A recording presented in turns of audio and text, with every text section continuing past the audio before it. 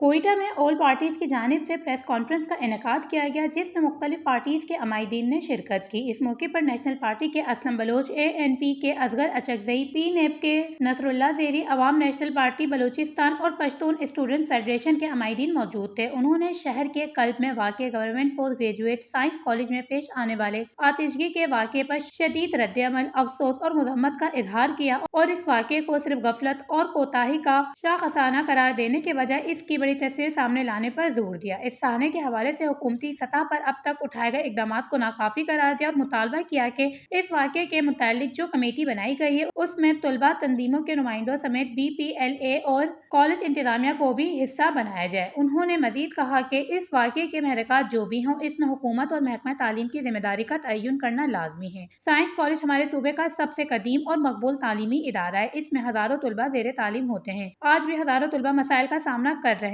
اس سے واضح ہوتا ہے کہ پاکستان میں بلوچستان کی کیا حیثیت ہے اور بلوچستان میں تعلیم کی کیا حیثیت ہے۔ اس کانفرنس کے توسط سے پرزور مطالبہ ہے کہ ہاسٹل کو فوری طور پر کھول دیا جائے۔ اس کے علاوہ ان ہزاروں طلباء کے لیے ٹرانسپورٹ کے لیے ایک بس بھی میسر کی جائے۔ ٹرانسپورٹ کی فراہمی کے علاوہ کلاسز رومز اور انفراسٹرکچر کی ہدایت کو بھی ہنگامی بنیادوں پر حل کیا جائے اور 1 مہینے کے اندر تعلیمی سرگرمیوں کو بحال کیا جائے۔ Wash news, Quetta, Balochistan.